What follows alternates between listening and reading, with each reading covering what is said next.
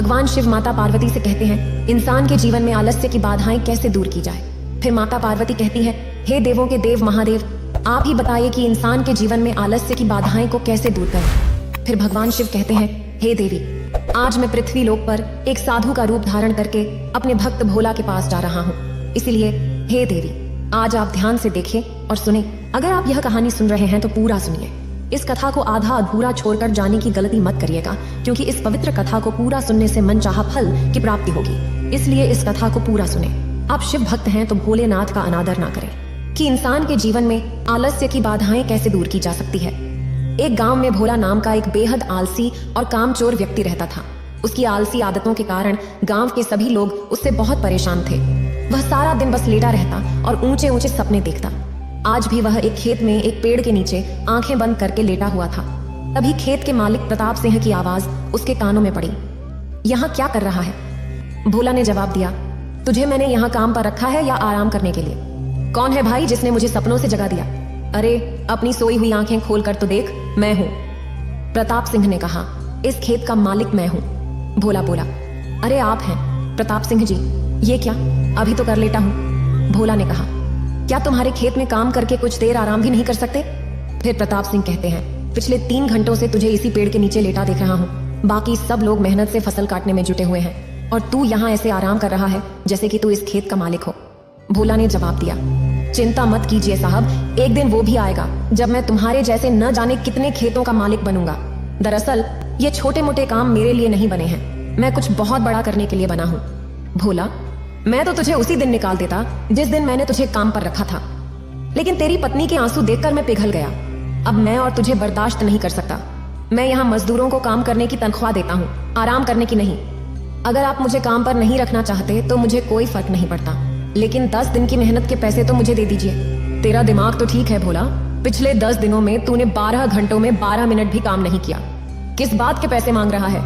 किसी गरीब को दबाना अच्छी बात नहीं होती। आपने फिल्मों में नहीं देखा क्या, जब कोई अमीर आदमी किसी गरीब को उसकी तनख्वाह नहीं देता तो वो डाकू बन जाता है। भोला की बात सुनकर प्रताप सिंह हंसने लगा। डाकू बनने के लिए भी मेहनत लगती है भोला, तुझे बंदूक उठानी पड़ेगी, घुड़सवारी करनी पड़ेगी, और तुझसे तो वो भी नहीं होगा। इससे पहले कि मैं तुझे धक्के मारकर यहाँ से निकाल दूं, सीधी तरह से यहाँ से मेरी आंखों के सामने से दूर हो जा। प्रताप सिंह का गुस्सा देखकर भोला डर गया और चुपचाप अपने घर चला गया। दोपहर के वक्त भोला को घर पर देखकर उसकी पत्नी चांदनी को गुस्सा आ गया। अरे इतनी जल्दी काम से कैसे आ गए? तुम्हारा काम तो शाम को खत्म होता है। प्रताप सिंह ने मुझे काम से निकाल दिया, भोला ने कहा। लेकिन क्यों? चांदनी ने पूछा। अरे मैं उसके खेतों में 10 मजदूरों के बराबर जी तोड़ मेहनत कर रहा था। कुछ मिनट पेड़ के नीचे आराम करने के लिए क्या बैठ गया? वो बुरी तरह से भड़क गया।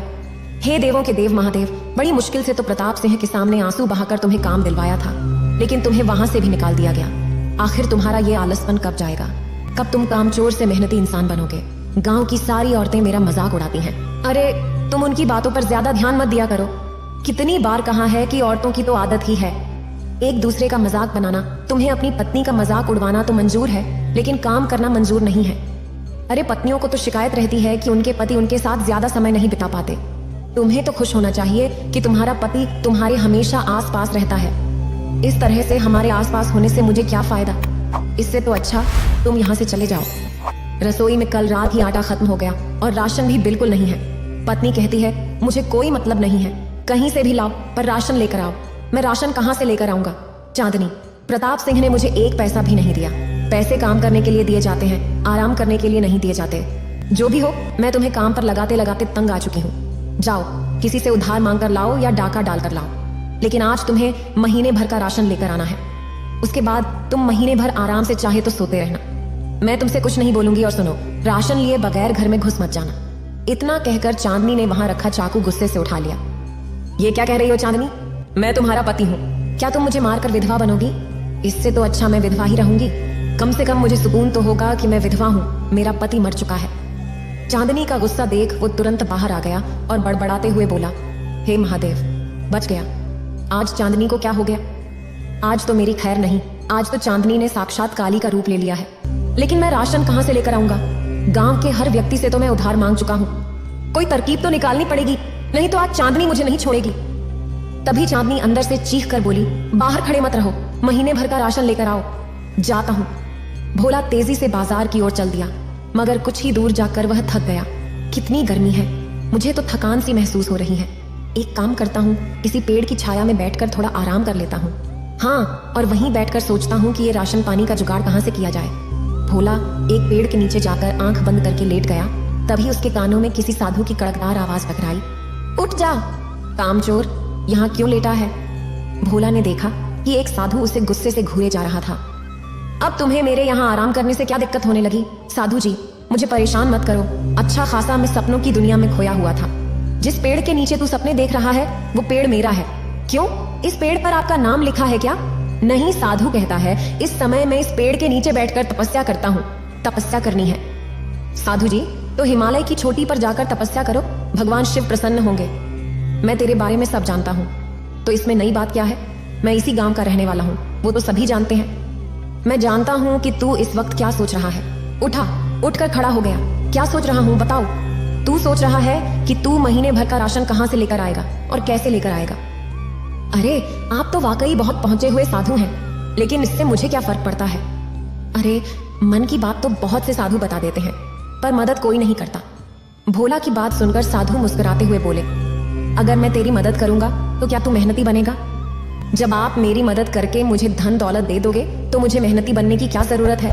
लेकिन वो सब बातें बाद की हैं। आप मेरी मदद कैसे कर सकते हो?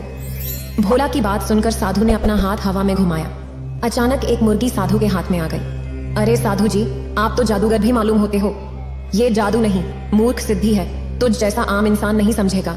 अब मेरी बात ध्यान से सुन, इस मुर्गी को अपने घर ले जा। क्या साधु जी, इस मुर्गी का भला मैं क्या करूंगा? अरे मैं और मेरी पत्नी तो शाकाहारी हैं। मूर्ख व्यक्ति, पहले मेरी बात तो पूरी सुनो। ये मुर्गी रोज एक अंडा देगी, समझ गए? साधु महाराज, आगे बोलने की जरूरत नहीं है। मैं उस अंडे को बाजार में बेच दूंगा। मूर्ख, ये तुझे रोज सोने का अंडा देगी। उस सोने के अंडे को रोज बाजार में बेचकर धीरे धीरे तू अमीर हो जाएगा और तेरे सारे सपने पूरे हो जाएंगे। इसमें तो बहुत वक्त लग जाएगा। साधु जी, मैं रोज रोज अंडा देने का इंतजार नहीं कर सकता। मुझे आप ऐसी मुर्गी दे दीजिए जो एक बार में ही ढेर सारे सोने के अंडे दे दे, और फिर ये मुर्गी तो कल से अंडा देगी। मुझे तो अभी महीने भर का राशन लाना है। साधु ने क्रोधित होकर अपना हाथ दोबारा हवा में लहराया और मुर्गी गायब हो गई। तुम सिर्फ कामचोर ही नहीं बल्कि मूर्ख भी हो। अब जो भी हो साधु जी, मुझे तो तुरंत अमीर बनना है। साधु ने अपना हाथ फिर से लहराया और उसके हाथों में एक कुल्हाड़ी आ गई। ये ले, इस कुल्हाड़ी को अपने साथ लेकर जा। इस कुल्हाड़ी की खासियत ये है कि तू इस कुल्हाड़ी को जिस पेड़ पर भी चलाएगा, ये कुल्हाड़ी उस पेड़ को अपने आप काट देगी और तू उन लकड़ियों को बाजार में बेचना। ये कैसी बातें कर रहे हैं साधु जी? कुल्हाड़ी देनी थी तो सोने की देते। अब आप ही बताइए, लकड़ियां बेचने तो मुझे बाजार जाना पड़ेगा ना, उसमें मेहनत लगेगी, वो मैं नहीं कर सकता। भोला की बात सुनकर साधु बुरी तरह से झुंझला गया। तो फिर तुझे क्या चाहिए?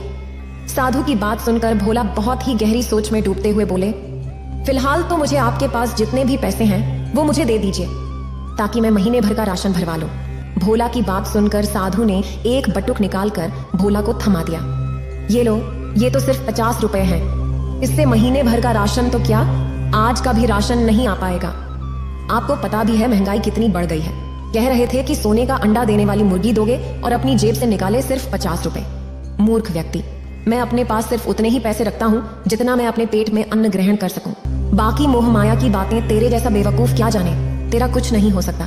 इतना कहकर साधु वहां से चला गया। चलो, कम से कम 50 रुपये तो मिले। भोला 50 रुपए लेकर बाजार घूमने लगा।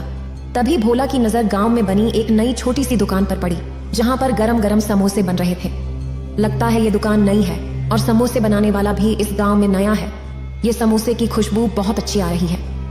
चलो एक काम करता हूँ, कुछ समोसे इसी 50 रुपए के खरीद लेता हूँ। अगर राशन का जुगाड़ नहीं हुआ तो चांदनी समोसे खाकर ही पेट भर लेगी। कम से कम समोसे खाकर उसका गुस्सा तो शांत हो जाएगा। भोला सीधा समोसे की दुकान पर चला गया। भोला दुकानदार से बोला, इस गांव में नए हो? जी बाबू साहब, कुछ दिन पहले ही मैंने दुकान खोली है। सुना है इस गांव में काफी खुशहाली है। हाँ हाँ, वो तो है। वैसे एक समोसा कितने का दे रहे हो? 5 रुपए का एक समोसा है। इस महंगाई ने भी कमर तोड़ दी है। भैया, हमारे बचपन में 1 रुपए के 5 समोसे आया करते थे, वो जमाने लग गए। साहब, शहर में तो यह समोसा 10 रुपए का मिलता है। सही है, ये लो 50 रुपए 10 समोसा का पैकेट बना देना। मैं कुछ देर बाद आपसे आकर ले लूंगा। ठीक है ठीक है। भोला समोसे वाले को पैसे देकर बाजार में इधर उधर नजरें दौड़ाने लगा। तभी उसकी नजर एक राशन की दुकान पर पड़ी। भोला उस दुकान में घुस गया। ये लो झोला, और महीने भर का राशन भर दो और पैसे हिसाब में लिख लेना। मैं अगले महीने दे दूंगा। तुम्हारा दिमाग तो ठीक है, तूने तो पिछली उधारी चुकाई। पिछले 6 महीने से तो मुझसे यही कह रहा है कि कल दे दूंगा, कल दे दूंगा। मेरे पैसे देना तो दूर, उल्टा उधार मांगने चला आया। भाग यहाँ से। अरे अगर राशन नहीं देना है तो अब दर्ज क्यों रहे हो? भैया, आपको किसी गरीब की बेइज्जती करते हुए शर्म नहीं आती? अब तो पिछला उधार दिया नहीं और नया उधार मांगने आ गया। तेरी आरती उतारूं क्या? देख भोला, मैं तुझे 1 रुपए का भी उधार नहीं देने वाला। सबसे पहले पिछली उधारी चुका और उसके बाद जो भी सामान खरीदना है नगद खरीद। तभी दुकानदार के पास उसका नौकर रामू आ गया। दुकानदार रामू से बोला, अरे रामू, वो जो समोसे वाला है उससे तो मेरी पत्नी का हर छुड़वा आया क्या? साहब, मैंने उसे पूरे पैसे दे दिए। रामू की बात सुनकर भोला सोच में पड़ गया। उसने आंखों के इशारे से रामू को अपनी ओर बुलाया। इतनी बड़ी राशन की दुकान का मालिक होकर इसने समोसे वाले को अपनी पत्नी की हार क्यों दे दी? अरे वो समोसे वाला ब्याज का भी काम करता है। मालिक को पैसों की जरूरत थी तो उन्होंने अपनी पत्नी की हार समोसे वाले के पास गिरवी रख दी। आज पैसे देकर वो हार छुड़वा ली। तभी भोला के दिमाग में एक विचार आया। ये दुकानदार बड़ा अकड़ रहा था ना, अभी तुझे बताता हूँ। पिछली उधारी कितनी थी मेरे ऊपर? सब मिलाकर पूरे 5,000 रुपए। मैं जानता था तुम मुझे उधार नहीं दोगे, इसीलिए मैं अपनी पत्नी की अंगूठी चुपके से ले आया था और उसे 10,000 रुपए में समोसे वाले के पास गिरवी रख दिया है। तुम एक काम करो, पूरे 5,000 रुपए का राशन मुझे दे दो और अपने नौकर रामू को मेरे साथ समोसे वाले के यहाँ भेज दो। मैं समोसे वाले से पैसे दिलवा देता हूँ। भोला की बात सुनकर दुकानदार सोच में पड़ गया। तेरी बीवी के पास सोने की अंगूठी कहाँ से आई? अरे मैं कामचोर हूँ, लेकिन मेरी बीवी अच्छे परिवार की है। उस बेचारी को तो पता भी नहीं है कि मैंने उसकी अंगूठी गिरवी रख दी है। दुकानदार ने भोला की बात पर यकीन कर लिया और पूरे 5,000 का राशन उसे दे दिया और रामू को उसके साथ भेज दिया। भोला समोसे वाले से दूर जाकर खड़ा होकर बोला, अरे समोसे वाले भैया जी, भैया वो 10 का पैकेट तुम रामू को दे देना। ठीक है भैया। रामू ने समझा कि भोला 10,000 रुपए की बात कर रहा है। भोला रामू से बोला, 10 का पैकेट ले और अपने मालिक के मुंह पर मार देना। राशन देखकर चांदनी हैरत में पड़ गई। यह महीने भर का राशन कहां से ले आए तुम? अरे तुमने तो कहा था चोरी करके लाओ या डाका डालकर लाओ, कहीं से भी लाओ तो मैं ले आया। हे महादेव, उस वक्त मैं गुस्से में थी। तुमने कहीं वास्तव में चोरी तो नहीं की? अरे नहीं नहीं चांदनी, इस बार मैंने अपना तेज दिमाग का इस्तेमाल किया है। अब देखना, कुछ ही दिनों में मैं तुम्हें रानी बना दूंगा। रानिया, भोला ने इतना ही कहा था कि तभी राशन वाला पुलिस लेकर वहां पहुंच गया और भोला की सारी करतूत उसकी पत्नी को बता दी। लोगों को बेवकूफ बनाता है बे, थाने ले जाकर तेरी ऐसी पिटाई करूंगा कि तू लोगों को बेवकूफ बनाना भूल जाएगा। भोला ने माफी मांगते हुए कहा, मुझे माफ कर दो थानेदार साहब, मैं आइंदा ऐसी हरकत नहीं करूंगा। थानेदार ने कहा, तू माफी के लायक नहीं है, तू एक शातिर ठग है, फिल्मी स्टाइल में लोगों से ठगी करता है। भोला ने जवाब दिया, मैंने ऐसी कोई फिल्म नहीं देखी थानेदार साहब। थानेदार ने पूछा, अगर ऐसी कोई मूवी नहीं देखी तो फिर उसी स्टाइल में ठगी करने का विचार तेरे दिमाग में कैसे आ गया? चांदनी ने थानेदार से कहा, इन्हें माफ कर दीजिए थानेदार साहब, इनकी तरफ से मैं माफी मांगती हूँ। ये जो राशन दुकानदार साहब को बेवकूफ बनाकर लाए हैं, वो पूरा राशन वापस करने को तैयार हूँ। इतना कहकर चांदनी ने सारा राशन उस दुकानदार को पकड़ा दिया। पुलिस वाले को चांदनी पर तरस आ गया और उसने भोला को छोड़ दिया। चांदनी ने कहा, देखा तुमने, अब तो पुलिस भी हमारे दरवाजे पर आ गई। भोला ने माफी मांगते हुए कहा, मुझे माफ कर दो चांदनी, मैं कल से अपनी कामचोरी की आदत छोड़ दूंगा और मेहनती बन जाऊंगा। इससे अच्छा तो मैं उस साधु की बात मान लेता तो ज्यादा फायदे में रहता। चांदनी ने पूछा, कौन सा साधु और कौन सी बात? भोला ने अपनी पत्नी को सारी घटना बता दी। साधु ने बिल्कुल सही कहा था, तुम वाकई एक बेवकूफ आदमी हो, अपने नाम के मुताबिक भोला के भोला ही रहोगे। उस रात चांदनी और भोला भूखे ही सो गए। अगली सुबह जब चांदनी ने आंखें खोली तो उसने देखा कि उसके बगल में कुछ पैसे रखे हुए थे। चांदनी ने तुरंत अपने पति भोला को उठाया। ये पैसे कहां से आए? पैसों को देखकर भोला सोच में पड़ गया। तभी सामने वही साधु प्रकट होकर बोले, ये पैसे मैंने रखे हैं बेवकूफ, क्योंकि तूने मुझसे पैसे ही मांगे थे। चाहता तो मैं तुझे सोना चांदी भी दे सकता था, लेकिन उससे तू और कमजोर हो जाता। इन पैसों से अपने घर का महीने भर का राशन ले आना और जो कुछ पैसे बचेंगे उनसे कोई छोटा मोटा कारोबार कर लेना और मेहनत से पीछे मत हटना। भोला ने माफी मांगते हुए कहा, मुझे माफ कर दीजिए साधु महाराज, मैं मेहनत से पीछे नहीं हटूंगा। साधु मुस्कुराते हुए वहां से अंतर ध्यान हो गए और भोला देखते ही देखते मेहनती और एक सफल कारोबारी बन गया। कुछ ही सालों में वह गांव का सबसे अमीर और कंजूस सेठ बन गया। आज भोला की गिनती सफल व्यापारियों में होती है। सेठ भोला बहुत ही अमीर आदमी बन गया था। बचपन से ही वह कंजूस स्वभाव का था। उसकी इसी आदत की वजह से उसकी पत्नी चांदनी बहुत दुखी रहती थी। उनके 2 बेटे थे। गोलू छत पर धूप में एक बाल्टी पानी रख दे और 2 गिलास पानी उबाल दे। गले में खराश है, थोड़ा गरारा कर लूंगा। जी मालिक, अभी किए देता हूँ। ये लीजिए मालिक, 1 गिलास गर्म पानी, गरारा कर लीजिए। अरे वाह, तुम तो बहुत समझदार हो गए हो गोलू, ग्लास में ही काम चला लिया। चलो अब छत पर रखी बाल्टी का पानी नीचे ले आओ, गर्म हो गया होगा।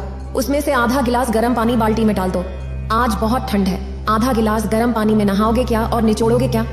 अरे गोलू, दुकान के लिए देर हो रही है, खाना भी नहीं बना है। क्या मालिक, दाल अभी नहीं बनी है? मालिक, दोपहर तक हो जाएगी तो पहुंचा दूंगा। अबे 4 घंटे में कौन सी दाल बनती है? पूरे महीने का ईंधन एक ही दिन में उड़ा देगा। क्या?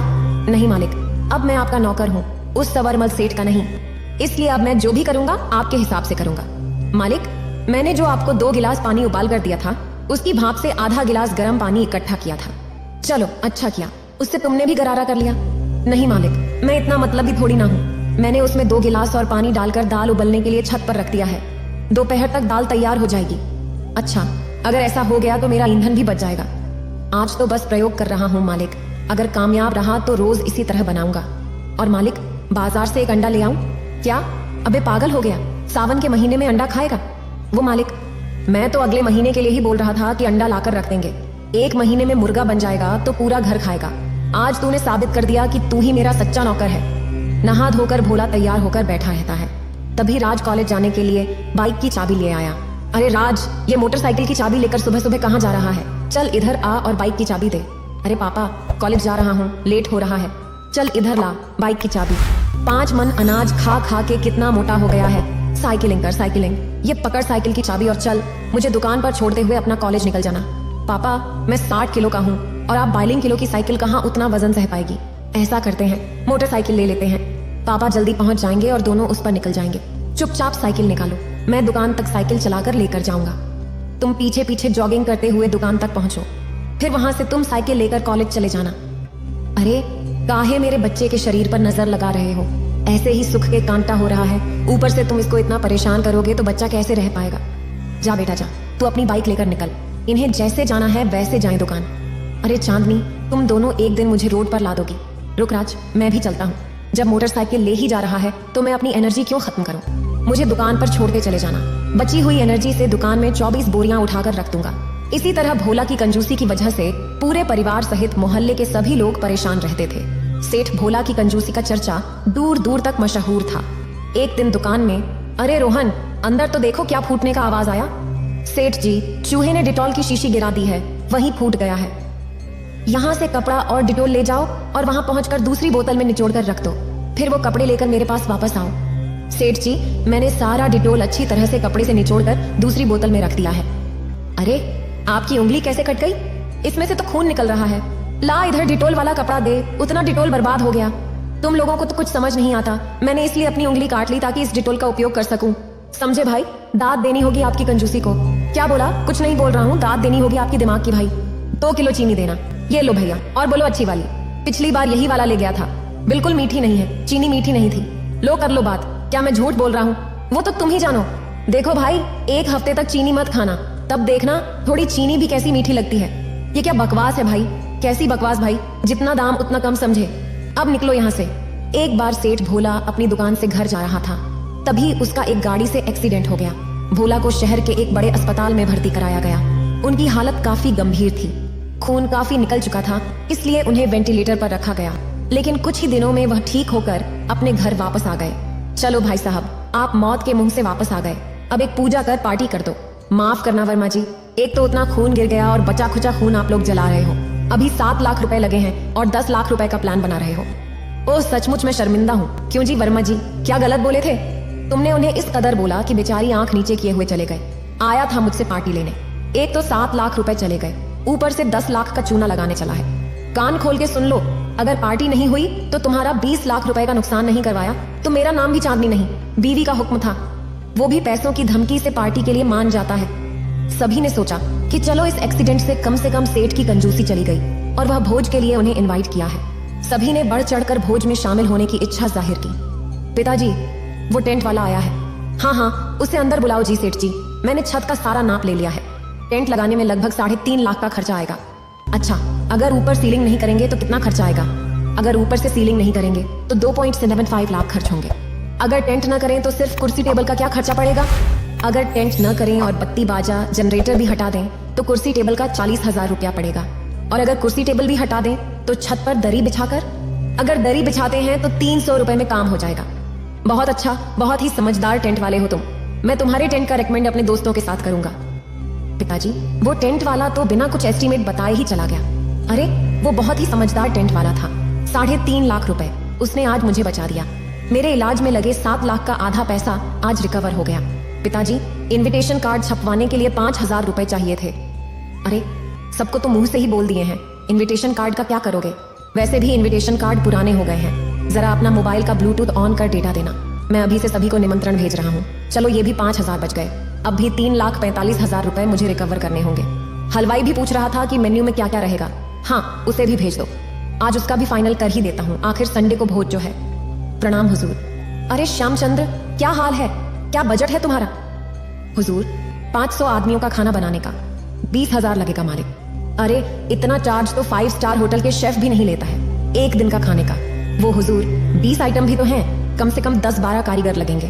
अब 1,000 रुपए भी नहीं कमाए लगन में तो क्या कमाएंगे?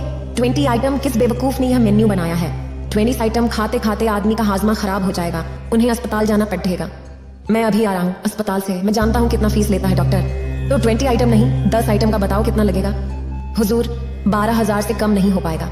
ठीक है, लेकिन जो भी आइटम बनाओगे मेरे ऑर्डर के बिना खाने के लिए नहीं भेजोगे। अगर भेज दिए तो उसके पैसे काट लूंगा और उस आइटम के मटेरियल का पैसा भी लूंगा। ध्यान रहे। ठीक है मालिक, आपके ऑर्डर के बिना कोई आइटम सर्व करने के लिए नहीं जाएगा। इसी तरह सारा व्यवस्था करते करते दावत का दिन भी आ गया। दावत भोला के छत पर गुनगुनी धूप में ओपन रखी गई थी। दावत का समय सुबह 10 बजे से शाम 5 बजे तक था।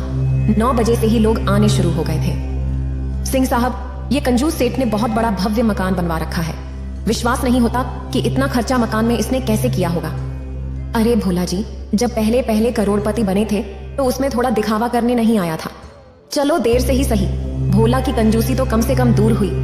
देखिए भोला सेठ आ रहे हैं। अरे सिंह साहब, कोने में क्यों खड़े हैं?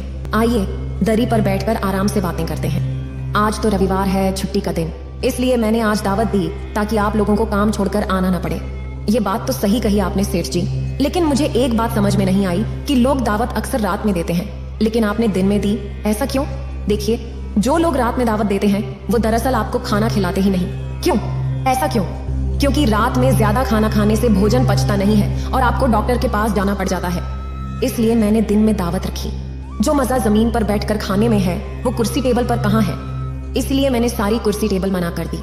बहुत सही किया, लेकिन दावत में थोड़ा गाना बजाना और म्यूजिक होता है तो मन लगता है। जब दावत दे रहे हैं तो गाना बजाकर और बत्ती जलाकर दिखाना। क्या? मैं दिखावे में विश्वास नहीं रखता। दूसरी बात, म्यूजिक की धुन में एक दूसरे से बात करना मुश्किल होता है, इसलिए मैंने लाइट और म्यूजिक सब कैंसिल करवा दिए। खुले आसमान के नीचे सर्दियों की गुनगुनी धूप में पिकनिक का मजा लीजिए। दावत 10 बजे से शुरू होनी थी। 2 बजने जा रहे थे, लेकिन अभी तक दावत का नामो निशान नहीं था।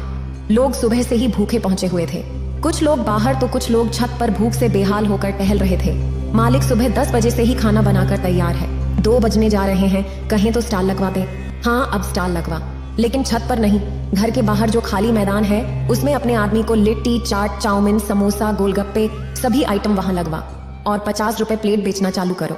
जी मालिक। लोग पूछ रहे हैं कि खाना कब चालू होगा, उन्हें क्या बोलो? जाकर बोल दो कि खाने में अभी 2 घंटे और लगेंगे। अगर कुछ खाना चाहते हैं तो बाहर लिट्टी, चाट, समोसा, गोलगप्पे वाले सब बेच रहे हैं, वहां जाकर तब तक कुछ खा लीजिए। सुबह से भूखे लोग मैदान में जाकर चाट, पकौड़े, गोलगप्पे, समोसे, चाउमीन खाकर अपनी भूख मिटा रहे थे और पैसे भी दे रहे थे। तभी गोलू आकर बताता है कि दावत का खाना बन चुका है। सब लोग सोचते हैं खाना तैयार है, लेकिन क्या ये सबको पपलू बना दिया है? अब सबका पेट तो चाट पकौड़े खाकर भर गया है, खाना क्या खाएंगे? फिर भी वे कहते हैं, अरे भैया जो भी हो, दावत में आए हैं तो कुछ न कुछ खाकर ही जाना होगा। चलो अब वहां भी थोड़ी पेट पूजा कर लेते हैं। पैसा देकर पेट भर चुके लोग गिफ्ट का एनवेलप सेठ को थमाते हैं और थोड़ा बहुत खाकर चले जाते हैं। भोला कहता है, देखा, मोहल्ले वाले मुझसे दावत लेकर मुझे छूना लगाने चले थे। मैंने 100 लोगों का खाना 500 लोगों को खिला दिया, उनसे गिफ्ट भी लिया और 10,000 का फास्ट फूड बेचवाकर प्रॉफिट भी निकाल लिया। अरे वाह, आप तो मेरे साथ रहते रहते मुझसे भी ज्यादा समझदार हो गए। गोलू हंसते हुए कहता है, क्या कहा बंदरों? और सब हंसने लगते हैं। इस तरह से भोला अपनी सारी जिंदगी काटता है। इतना कहकर भगवान शिव कैलाश पर्वत के लिए लौट जाते हैं। इस वीडियो को बोलते समय कोई त्रुटि हो तो मैं क्षमा चाहती हूँ। उम्मीद है आप सभी को यह वीडियो अच्छी लगी होगी। अगर आप शिव के सच्चे भक्त हैं तो चैनल को सब्सक्राइब और वीडियो को लाइक करके कमेंट में हर हर महादेव लिख दीजिए।